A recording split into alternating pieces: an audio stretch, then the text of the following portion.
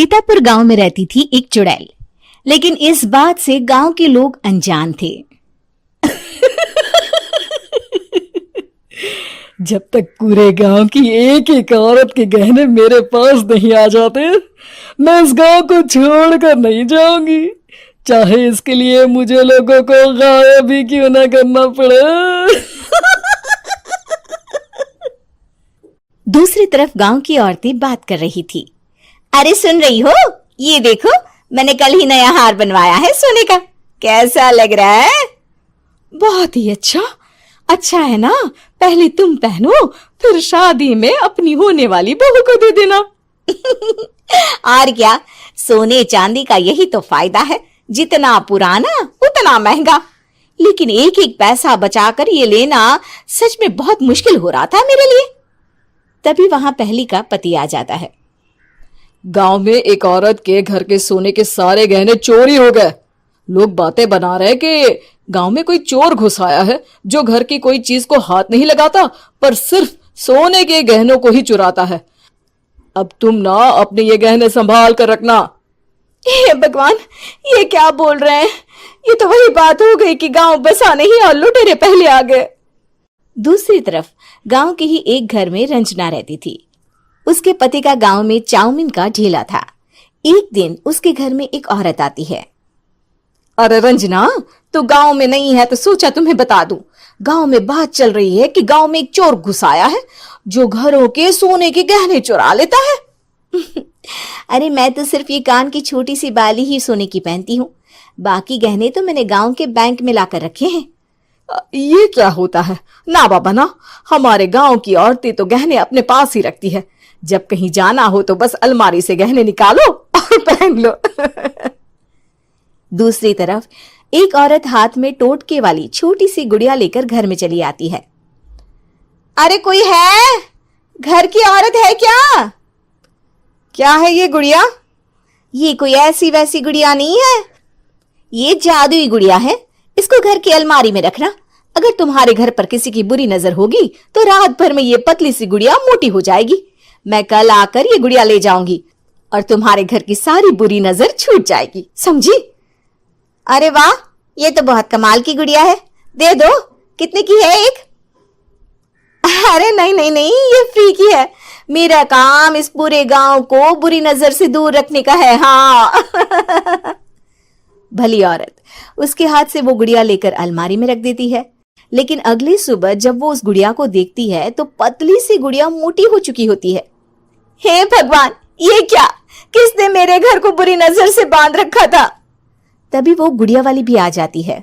मैंने कहा था ना, घर पर बहुत ज्यादा बुरी नजर है, लाओ ये गुड़िया मुझे दे दो। औरत वो गुड़िया उठाकर उसे दे देती है। गुड़िया हाथ में आते ही वो औरत उसे लेकर सीधे गांव के बाहर की खाली हवेली में चली जाती है और साधारण औरत से चुड़ैल बन जाती है। अरे पगली, गांव वाली इस गुड़िया के पेट में तेरे घर के सारे गहने हैं।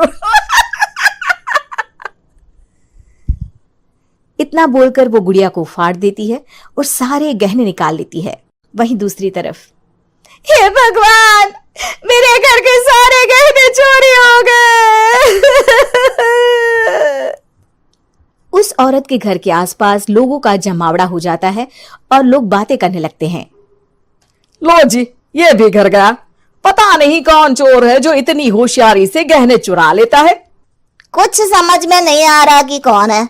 लोग तो घर से कहीं जाते भी नहीं है, न ताला लगे न घर खाली हो, फिर भी रातों रात गहने चोरी हो जाते हैं। अरे हम तो कहते हैं लोगों को बारी बारी चौकीदारी करनी चाहिए, चोर को तो पूरे गांव वाले मिलकर पकड़ ही लेंगे। लोग बारी बारी घरों की चौकीदारी भी करते हैं, लेकिन चोरी होने का सिलसिला रुकता ही नहीं। फिर एक दिन रंजना के पड़ोस से भी रोने की आवाज आती है। अरे आज ही घर की बुरी नजर उतरी और आज ही सारे गहने भी चोरी हो गए। कैसी बुरी नजर? क्या हुआ था? तभी वहां उस औरत का पति भी आ जाता है जिसके घर में गहनों की चोरी हुई थी। हाँ, मेरी बीवी ने भी किसी गुड़िया को घर में बुरी नजर उतारने के लिए रखा था, लेकिन अगले दिन गहने चोरी हो गए। अब रंजना को कुछ कुछ बात समझ में आ जाती है। वो गांव वालों से कहती है, देखिए अब आप लोग चिंता ना करें, जल्द ही चोर पकड़ा जाएगा। उस नजर उतारने वाली गुड़िया को आज मेरे घर कोई भेज देना। फिर क्या था, चुड़ैल को लोग रंजना के घर भेजते हैं। पहली बार देखा है कोई खुद लुटने को तैयार बैठा है। तो तू है जिसे घर की बुरी नजर उतारनी है? ये ले गुड़िया, ये सुबह तक मोटी हो गई तो समझो तुमको और तुम्हारे घर वालों को नजर लगी है।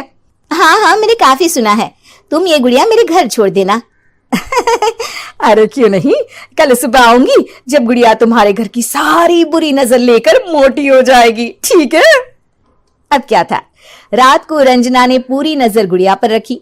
वो अपने पति और गांव के कुछ लोगों को घर की खिड़की से घर के अंदर नजर रखने को कह देती है, और फिर जो नजारा सब देखते हैं वो हैरान करने वाला होता है। गुड़िया धीरे से अलमारी खोलकर बाहर आती है। अलमारी के सारे गहने लेकर घर में जहां जहां गहने होते हैं वो लेकर अपने मुंह से खा जाती है। वो जितने गहने खाती उतनी ही मोटी हो जाती और फिर अलमारी में बंद हो जाती है। गांव वाले डर के मारे वहीं बेहोश हो जाते हैं। लेकिन सुबह जब वो औरत गुड़िया लेने आती है, रंजना उसका सामना करती है। ये देखो गुड़िया कितनी मोटी हो गई है, लगता है मेरे घर में बहुत लोगों की नजर लगी है। लाला ये गुड़िया मुझे दे दे, अरे बहुत कीमती गुड़िया है ये। तेरे घर की सारी बुरी नजर मैं गांव के बाहर वाली हवेली में फेंक आती हूँ। शाम को फिर लोगों के घर इसे लेकर जाना है ना, इसमें तो मेरी जान बसती है, जान। रंजना गुड़िया को चुड़ैल की तरफ बढ़ा देती है, लेकिन फिर वापस ले लेती है और गुड़िया के हाथ मोड़ देती है। जैसे ही गुड़िया के हाथ मोड़ती है, चुड़ैल का हाथ भी मुड़ जाता है। अच्छा, तो ये वो गुड़िया है जिसमें तुम्हारी जान बसती है। अब सुन चुड़ैल, तेरी सारी हकीकत सबके सामने आ गई है।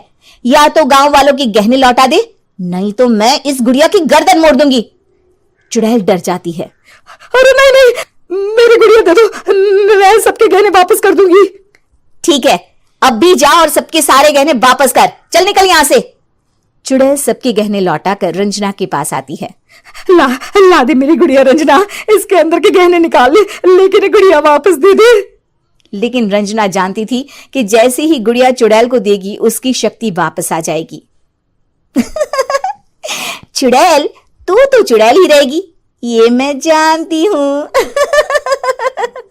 अरे नहीं नहीं नहीं, मैं गांव छोड़कर चली जाऊंगी, किसी को परेशान नहीं करूंगी, वादा करती हूँ मैं। लेकिन रंजना उसकी एक बात नहीं सुनती और गुड़िया का सर उसके शरीर से अलग कर देती है। चुड़ैल सर अलग होती ही गायब हो जाती है। गांव वाले रंजना के साहस और बुद्धि की खूब प्रशंसा करते हैं।